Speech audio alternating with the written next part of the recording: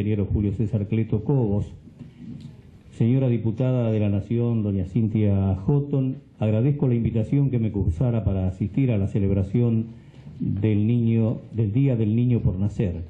Le pido transmita mi especial saludo y reconocimiento a las personalidades presentes que a través de sus experiencias contribuirán a aumentar la conciencia social sobre la importancia de proteger y resguardar la vida del niño desde su concepción.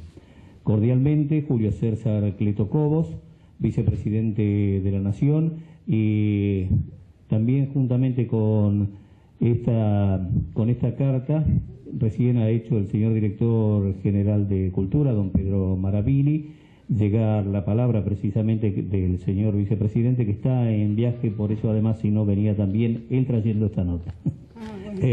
Todo, gracias.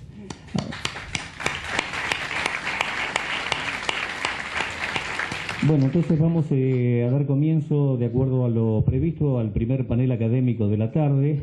Se invita para ello a subir al estrado a los doctores Jorge Reinaldo Banossi y el doctor Gregorio Badeni. Por favor, si quieren acercarse y tomar asiento. Mientras, vamos a presentarles una síntesis curricular de cada uno de los expositores. El doctor Banossi es abogado por la Universidad de Buenos Aires, doctor en Derecho por las Universidades de Buenos Aires, Nacional de La Plata y del Litoral. Es doctor honoris causa por la Universidad del Salvador y Católica de Salta. Es profesor de Derecho Constitucional y Político en varias universidades del país y del exterior. Es autor de 16 libros y más de 300 ensayos de su especialidad y ha participado en innumerables congresos y jornadas académicas. Ha sido ministro de Justicia de la Nación y 4 veces diputado nacional y 2 veces vicepresidente de la Honorable Cámara de Diputados de la Nación. En la actualidad ejerce por segunda vez la presidencia de la Academia Nacional de Ciencias Morales y Políticas. Es también académico de número de la Academia Nacional de Derecho y Ciencias Sociales de Buenos Aires, de la Academia Nacional de Ciencias de Buenos Aires y de la Academia Nacional de Educación y de las Reales Academias Españolas de Legislación y Jurisprudencia y de Ciencias Morales y Políticas, y miembro de la Academia Internacional de Derecho Comparado con sede en La Haya. Es conjuez de la Corte Suprema de Justicia de la Nación. Presentamos la síntesis ahora curricular del doctor Gregorio Badeni, que es abogado, doctor en Derecho y cursó la licenciatura especializada en Ciencia Política. Ejerce la docencia universitaria desde 1968. Es profesor emérito de la Universidad de Buenos Aires y prosigue siendo profesor titular de Derecho Constitucional de la Facultad de Derecho de la misma universidad y es profesor titular de Régimen Jurídico de la Información en la Universidad Católica Argentina. Es miembro titular y actual vicepresidente de la Academia Nacional de Derecho y Ciencias Sociales de Buenos Aires, miembro titular y expresidente de la Academia Nacional de Ciencias Morales y Políticas, miembro titular de la Academia Nacional de Periodismo. Es autor de 16 libros y coautor de otros 28. Es autor de 582 artículos y folletos publicados en diarios y revistas nacionales y extranjeras sobre temas de derecho constitucional, derecho administrativo y ciencia política. Invitamos entonces a comenzar con el primer panel, de acuerdo al expuesto, en el orden que gusten. Doctores. Muchas gracias, diputada Cynthia Houghton, muy reconocido por la generosa invitación de participar de esta reunión que seguramente va a tener una gran trascendencia, no tanto por lo que yo pueda decir, sino por lo que todos puedan elaborar por su cuenta a través de la reflexión en común, en conjunto, que dará lugar a un tema de tanta importancia como el que se ha elegido en momento oportuno, porque nunca el momento es inoportuno para hablar del derecho a la vida y máxime cuando se trata del niño por nacer. Y agradezco también el privilegio de compartir con el doctor Badeni y con el doctor Barcia esta primera parte de la reunión. No voy a poder quedarme luego por razones de urgencia de salud de un familiar y por eso quiero disculparme de que no voy a estar presente. Leyendo este fin de semana esas cosas que uno no puede leer durante la semana, encontraba un pensamiento de un escritor que es famoso por dos cosas: famoso por sus novelas y famoso por su hobby, que era la colección de mariposas. Respecto a las novelas no voy a abrir juicio porque disiento con los criterios morales que las inspiran, aunque sé y acepto que tienen una alta calidad literaria. Y respecto a las mariposas, prefiero verlas volando libremente por los campos y por las plazas y no muertas y en un cuadro. El pensamiento de este hombre es muy sencillo, es un renglón. Un niño es la forma más perfecta de un ser humano. Un niño es la forma más perfecta de un ser humano. Creo que en pocas palabras, y ahí sí coincido plenamente con él, está resumida la espiritualidad, la esencia, la sustancialidad de lo que está dando contexto a la tarea que emprendemos al tomar, diríamos, por las astas la amenaza permanente de atentar contra el derecho a la vida, el derecho al nacimiento, el derecho a poder tener la plena realización de la persona humana, que no puede serla si se comete el asesinato de esa persona cuando está en plena gestación. De modo que parto de ese supuesto, que podrá ser compartido o podrá haber disidencias que ya las conozco. Yo me atengo a las opiniones que hemos emitido en varias academias, en la de Derecho y también en la que tengo el honor de presidir, donde en forma muy fundamentada y muy explícita hemos censurado cualquier forma de atentado contra el derecho a la vida de las criaturas por salir a luz. Dicho esto, quiero ir a un solo argumento porque el tiempo no alcanza para más, que es para mí un argumento de peso, más allá de todos los otros que también son de mucho peso, para tener una postura firme a fin de garantizar, es decir, dar una protección real, concreta, efectiva, a tiempo debido para el nacimiento, es decir, para que de la gestación se llegue al alumbramiento y la persona tenga entonces la posibilidad de la realización, porque la vida es la realización de la persona humana, que ya es persona antes de haber sido alumbrada. Ese argumento es una comparación con algo también muy opinable, que en algunos países subsiste, en otros ha sido abolida, que es la pena de muerte. Pero hay países que no se puede poner en duda, que son democracias constitucionales, como los Estados Unidos de Norteamérica, que en algunos de sus estados, componentes de la Unión, tienen en vigencia la pena de muerte y esta se aplica.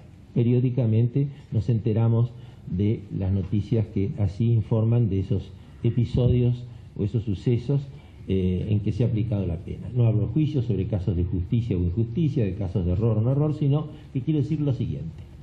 El que es condenado a la pena de muerte, y esta se ejecuta por lo general con la silla eléctrica o con cualquier otro instrumento análogo para alcanzar el mismo fin, ha tenido una acusación concreta por parte de un particular o de un fiscal del Ministerio Público, ha tenido oportunidad de designar uno o más defensores que han aportado elementos probatorios, los fiscales por la acusación, los defensores por la defensa, un juez que ha dirigido el proceso, eventualmente si hay un sistema de juicio por jurados, un jurado que eventualmente decide sobre guilty o not guilty, es decir, culpable o no culpable, varios recursos apelatorios posibles hasta llegar incluso a la Corte Suprema Estadual y luego a la Suprema Corte Federal en Washington, cuyo lema inscrito en el frontispicio es Equal Justice Under Law, y se trata entonces de que haya una justicia equitativa para todos e igual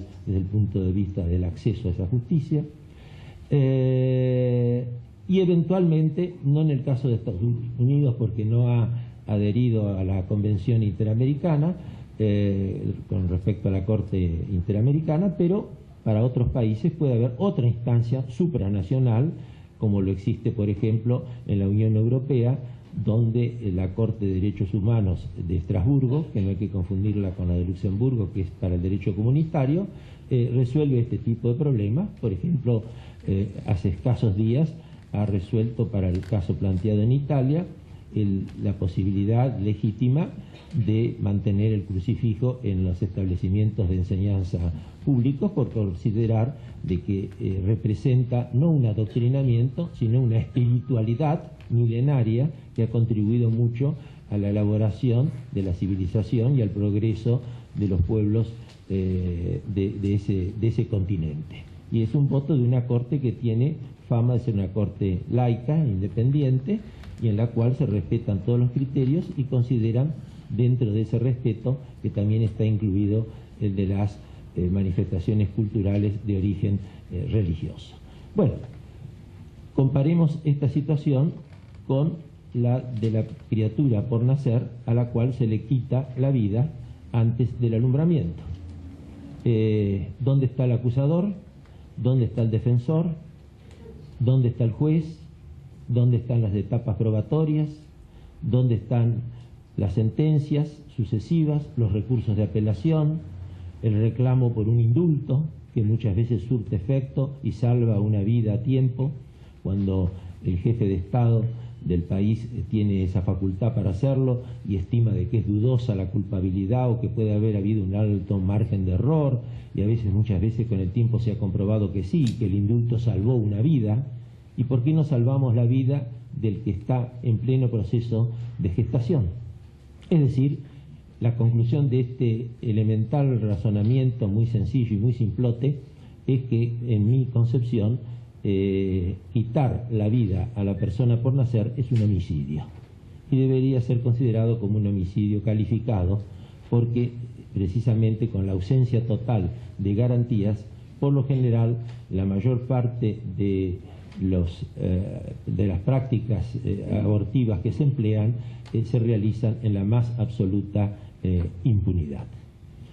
En segundo lugar, quisiera señalar de que, más allá de lo que las normas puedan auxiliar en este tema a fin de poder tener la concreta aplicación de lo que ya consagran convenciones y pactos internacionales y que la propia Constitución Nacional ha recogido, es decir, desde el momento mismo de la concepción existe ese derecho a la vida y por lo tanto debe ser respetado y debe ser asistido, existe también un, diríamos, casco protector, el más invulnerable de todos, que es el que se consigue a través de la protección de la familia. No puede haber mejor elemento protector en el derecho a nacer que las convicciones, la voluntad, la certeza, la fe, el amor que reine precisamente en la familia, entendiendo por familia precisamente la relación en virtud de la cual la criatura que está en gestación es producto de la relación de un hombre con una mujer y de una mujer con un hombre, y por lo tanto serán ellos los que tendrán la responsabilidad básica de su nacimiento y luego todas las responsabilidades ulteriores de la formación, la alimentación, la culturalización y la capacitación para que en la lucha por la vida esa criatura llegue entonces a colmar lo que un sabio del Renacimiento, Pico de la Mirandola, y que da título a un libro de él, señala como la eminente dignidad de la persona humana. La eminente dignidad de la persona humana es una expresión no literaria, no un florilegio, sino que es un reflejo de toda una concepción acerca de que la criatura humana en su dignidad eminente es algo, producto sagrado que hay que respetar y que por lo tanto hay que respetarlo en lo más fundamental, que es el tener acceso a la vida y poder después realizarse a través de la vida. Por algo será que la Constitución o Ley Fundamental de Bonn de Alemania, hoy reunificada, en el primer artículo de ese texto habla precisamente con las mismas palabras que Pico de la Mirandola. Y muchos juristas alemanes, no digo muchos, pero a varios, que les he preguntado cuál es la fuente, me han dicho, bueno, lo hemos tomado de algún texto constitucional de otra época, etcétera, sin recordar de que fue un pensador del Renacimiento el que le dio título a un libro que está traducido al español y que es bueno leerlo para tener un serio contraste acerca de lo que es el horror o la monstruosidad de las formas en que se atenta contra el derecho a la vida. Es decir, que la criatura por nacer tiene derecho a la vida y también tienen derecho a la vida todos los que la están perdiendo como resultado de una inseguridad que se ha transformado prácticamente en el estado común de las cosas y que ya por su frecuencia, su intensidad, su perversidad y la impunidad que la rodea como marco general, en plena inconstitucionalidad del abandono de los deberes fundamentales que tienen en el Estado de, precisamente a través del monopolio de la fuerza pública, hacer respetar los derechos y los bienes jurídicos tutelados, que son los del Código Penal. En el Código Penal, entre los títulos que lleva cada uno de los capítulos sobre los bienes jurídicos tutelados, está precisamente el bien jurídico de la vida, es decir, el bien jurídico al cual nos estamos refiriendo hoy en una de las tantas formas en que puede ser violado. Por último, hay que también estar atento a las formas solapadas, a las formas aviesas con que se atenta con disimulo, con audacia, con picardía y con mala fe, cuando se contrabandea mercadería a través de aparentes textos legales inocentes. Tal fue el caso del CEDAW en nuestro país, que en su momento fue girado por un gobierno al Honorable Congreso de la Nación para que sea aprobado el protocolo facultativo, porque es un protocolo facultativo anexo, separado de la Convención Internacional de los Derechos de la Mujer. Y por ser facultativo, obviamente el Estado que quiere lo aprueba o no lo aprueba.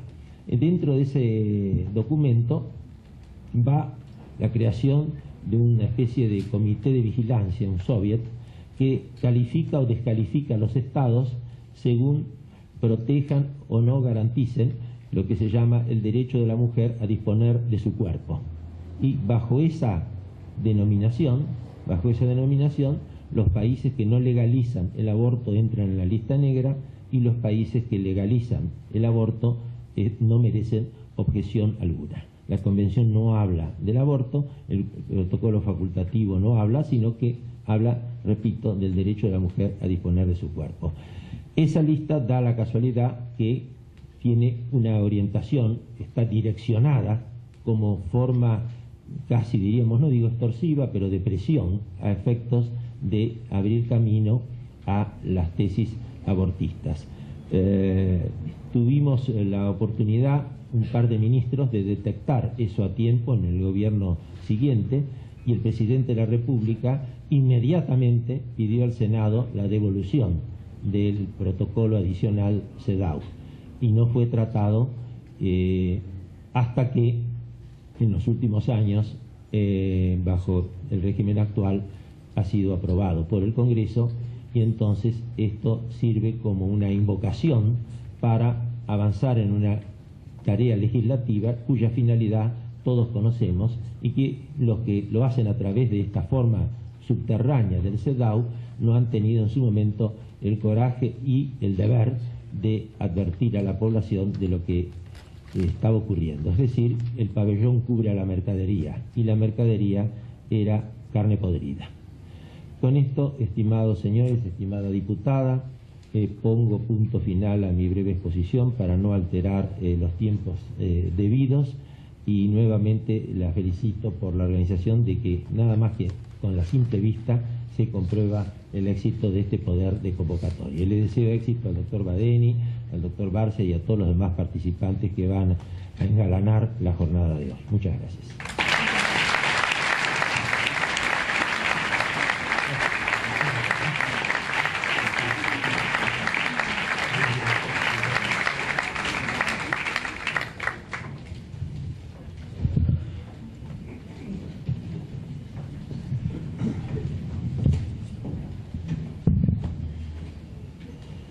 Me adhiero a la introducción que expuso el doctor Jorge Vanossi, de modo que también felicito a quienes han organizado esta jornada.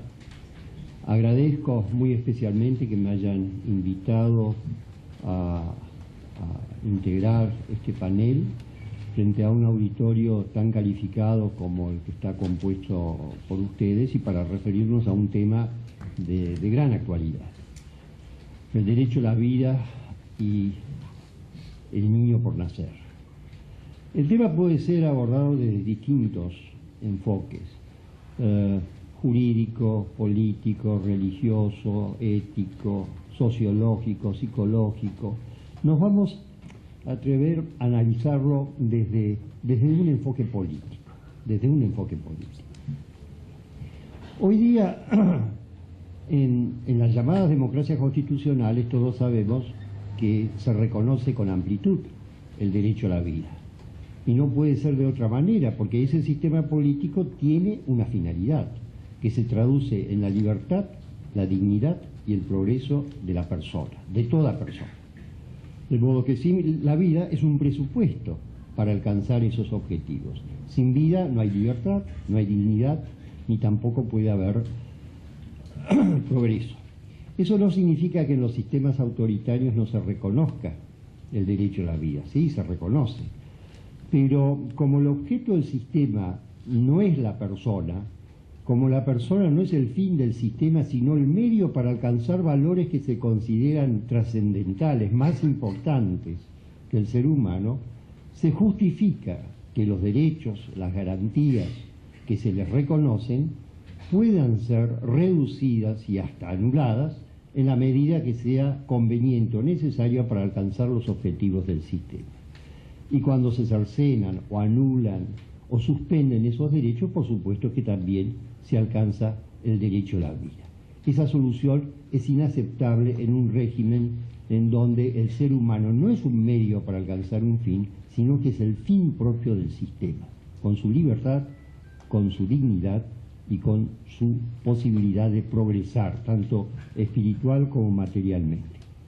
De ahí que en todo régimen democrático constitucional existe un deber ineludible, un deber fundamental, que es el de preservar el derecho a la vida y el de preservar el desarrollo natural de ese derecho a la vida.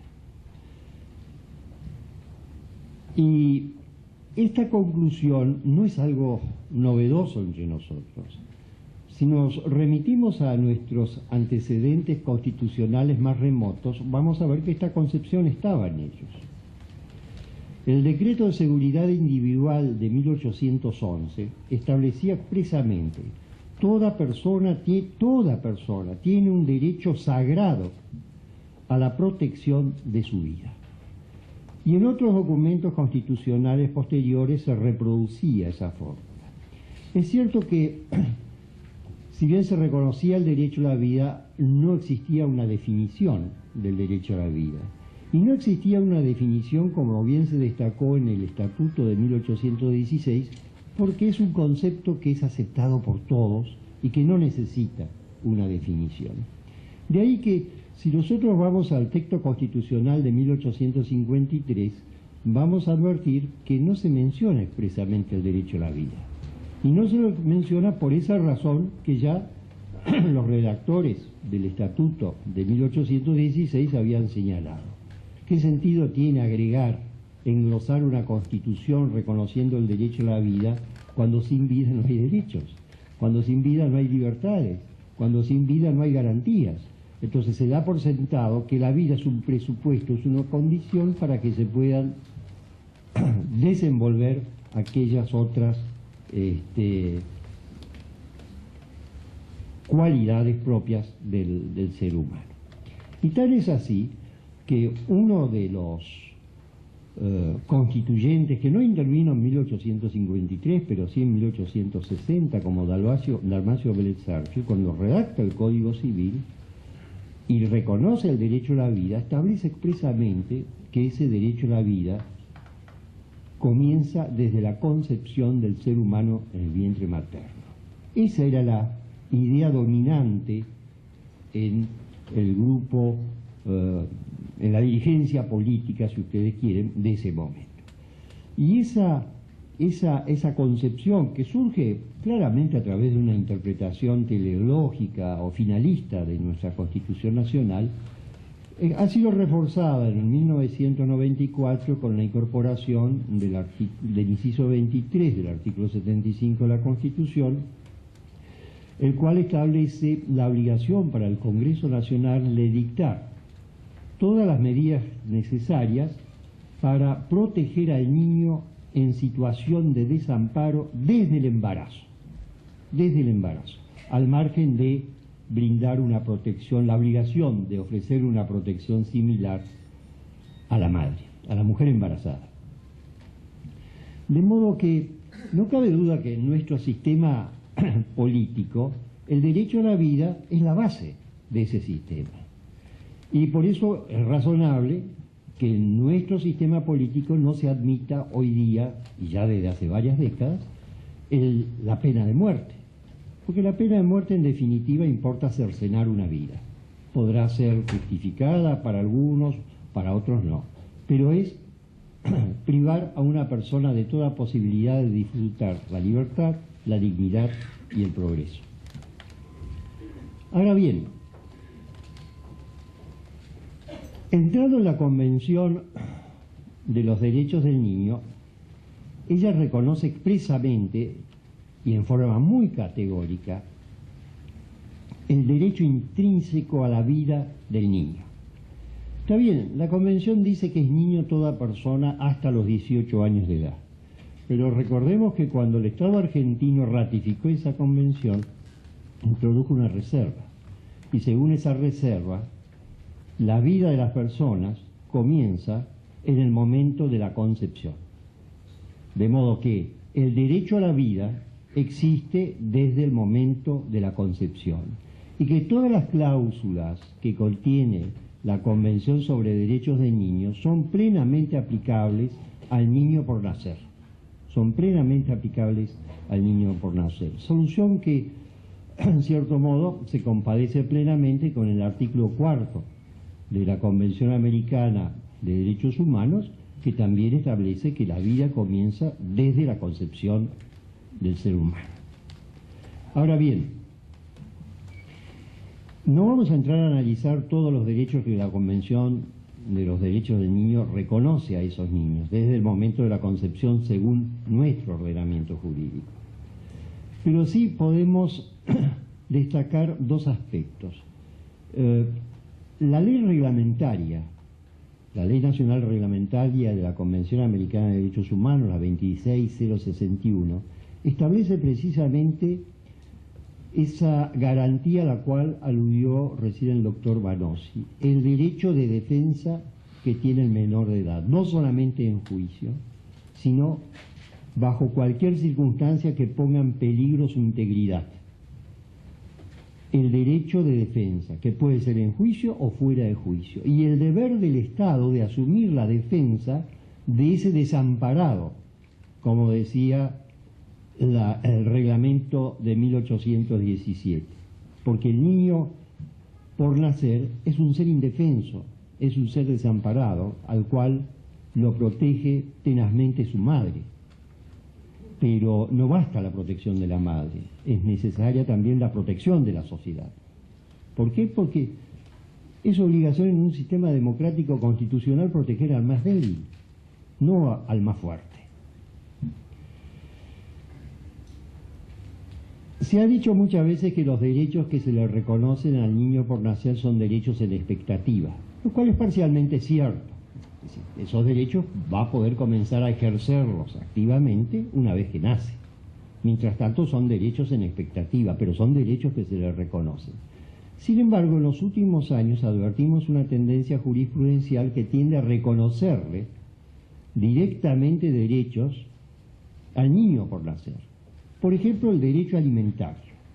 Jurisprudencialmente se ha reconocido que la madre, en representación del niño que está en su seno, tiene derecho a exigir una cuota alimentaria al padre, no para ella, sino para el niño. También se ha reconocido que los derechohabientes de una mujer embarazada y que ha sido asesinada tienen el derecho a percibir una indemnización no solo por la muerte de la madre, sino también por la muerte del niño que ella albergaba. Es un derecho cuya titularidad, es un derecho cuya causa, en este caso, es la muerte del niño, no la muerte de la madre. La indemnización por la muerte de la madre corre por cuenta separada. Y por último, vale la pena, y lo dijo muy bien Jorge Vanossi, leer las breves declaraciones, pero muy profundas y muy bien fundadas, que emitió la Academia Nacional de Derecho y Ciencias Sociales en el año 2007 y la Academia Nacional de Ciencias Morales y Políticas en el año 2008 sobre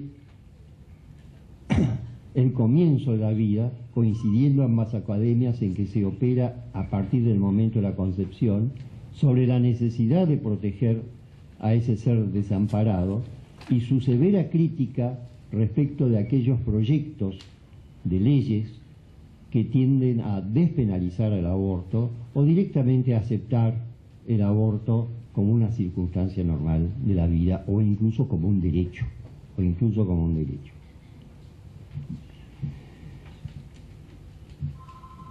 Hay más. A mi modo de ver, el aborto no solamente aniquila una vida, sino que tiene un componente que muchas veces no ha sido debidamente percibido, especialmente en cierto tipo de aborto, especialmente en el aborto quirúrgico, que es la tortura a que es sometido el niño por nacer, que es la crueldad a que es sometido el niño por nacer antes de que se le dé muerte.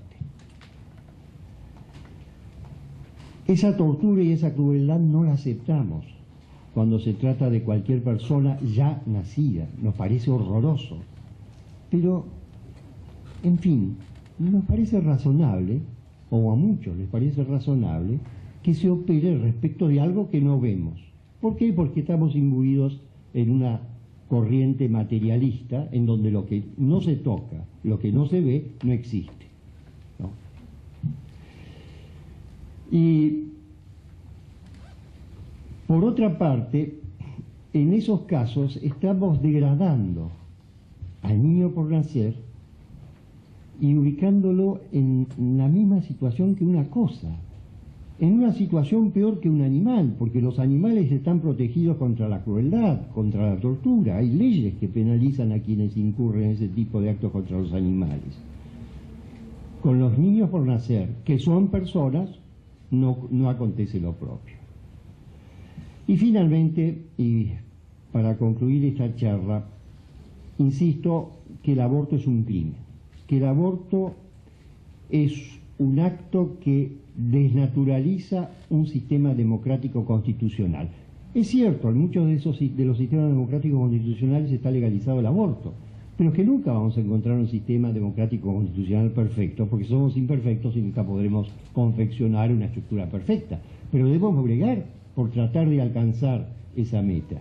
Y uno de los medios para alcanzar esa meta es precisamente respetar la vida del niño por nacer. No establecer dos categorías, el niño por nacer y el niño nacido.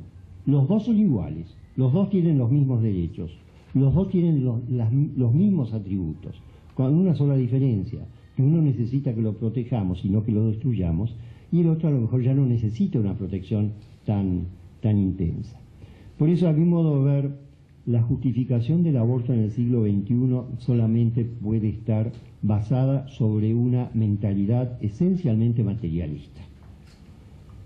Sobre una mentalidad esencialmente materialista, sobre la base de la cual se puede destruir, tanto para los niños como para los adultos, la libertad, la dignidad y el progreso del ser humano. Aspiramos a que en algún momento prive la sensatez, no solo en la sociedad argentina, sino en las sociedades de todo el mundo, para que comprendan el valor real que tiene la vida y para que puedan percibir que más allá de sus ojos, más allá de sus sentidos, hay un ser que se está desarrollando y que nos pide que le demos la posibilidad de disfrutar de la libertad, de la dignidad y del progreso. Gracias.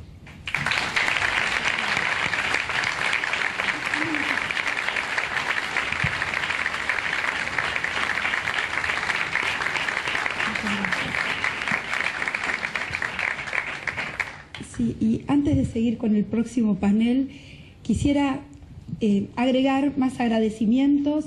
En primer lugar, al doctor Jorge Albertsen, vicedecano de la Universidad Austral, quien ha colaborado incansablemente para lograr la presencia de gran parte de los expositores. Así que muchas gracias, doctor Albertsen, por su gran compromiso con este tema.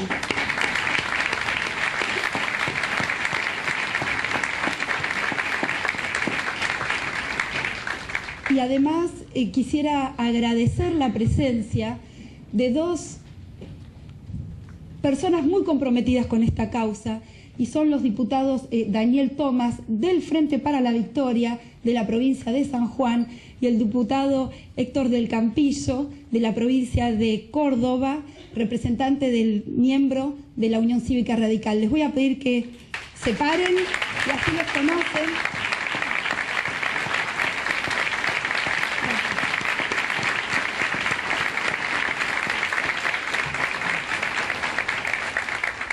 Los dos diputados nacionales no solamente están aquí presentes acompañándonos, sino que doy fe de que están apoyando y acompañando todos los proyectos de ley que tienen que ver con la defensa de la vida, en los cuales muchos de ustedes han estado trabajando para que estos proyectos lleguen a la Cámara de Diputados. Bueno, ellos son dos de los diputados que están impulsando estos proyectos de ley y es muy valioso todo el trabajo que están haciendo. Y en este sentido, también agradezco la carta que nos acerca el diputado Tomás, que dice: señora diputada nacional, con agrado he recibido la gentil invitación que me hiciera llegar para asistir a la celebración del Día del Niño por Nacer, a realizarse en el día de la fecha. Compromisos contraídos con antelación, inherentes a mi función, no me permitirán estar presente en tan significativo acto. Adhiero plenamente a todas las actividades que, como esta, impulsen una fuerte defensa y protección en resguardo de la vida. Una sociedad que no defienda los derechos de los más indefensos no es una sociedad justa. Recibo un afectuoso saludo y que las actividades organizadas alcancen el marco por todos esperado. Cordialmente, ingeniero José Luis Gioja, gobernador de la provincia de San Juan. Muchas gracias.